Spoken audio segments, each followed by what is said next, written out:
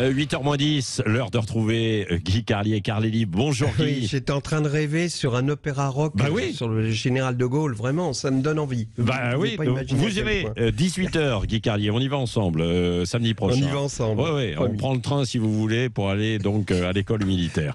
Avant de nous parler des obsèques peut-être de la reine d'Angleterre, je crois que vous voulez d'abord revenir sur les journées du patrimoine qui ont eu lieu ce week-end, c'est ça ?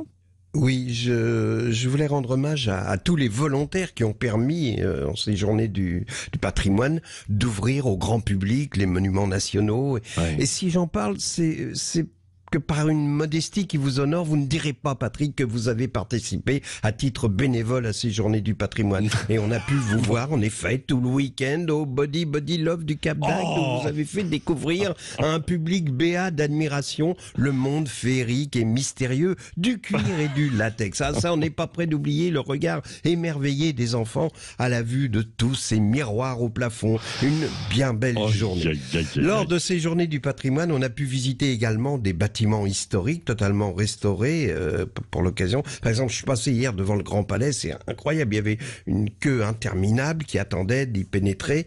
Malheureusement, d'autres monuments nationaux, bien qu'ayant eux aussi été totalement restaurés, ne peuvent plus être visités, si vous voulez, en raison de leur grand âge, car leur structure risquerait à tout moment de s'effondrer sous l'afflux de visiteurs. Et c'est particulièrement injuste pour Jack Lang, qui a créé les journées du patrimoine et qui, comme le Grand Palais, a été complètement refait, mais qu'on ne peut plus visiter car il menace évidemment à tout moment de s'écrouler. C'est triste et c'est injuste de voir ces longues queues qui attendent de pénétrer au Grand Palais, alors que venons-en aux obsèques de la reine d'Angleterre.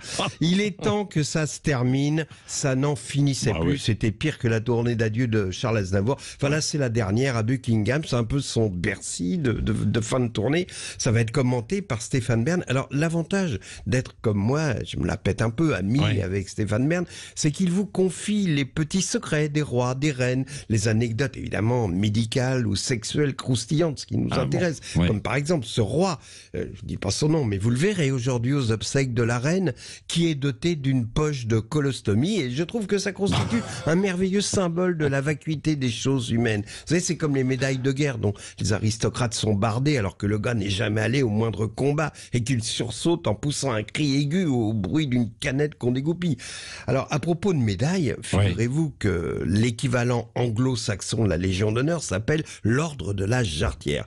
C'est pas terrible comme nom, franchement. Pourquoi pas l'ordre du string ou de la petite culotte en satin? Eh bien, figurez-vous que ce n'est pas une plaisanterie, que le très noble ordre de la Jarretière a été créé lors de la guerre de 100 ans par le roi Édouard III, lors d'un bal à Calais où il dansait avec sa maîtresse, la comtesse de Salisbury. Celle-ci, en dansant, fit tomber sa jarretière et le roi galamment la ramassa et après l'avoir humée un court instant, la rendit à la comtesse en disant « Honni soit qui mal y pense ». C'est authentique, hein. Et depuis, cette phrase, vous le savez, Patrick, est devenue la devise des rois d'Angleterre, « Honni soit qui mal y pense ».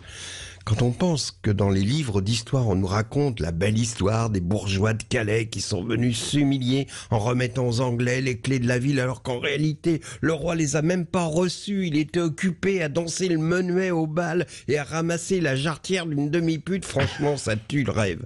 Ce matin, je pensais vous en apporter du rêve pour commencer cette semaine, mais finalement, ce sera un lundi matin, comme les autres, encore un matin pour rien.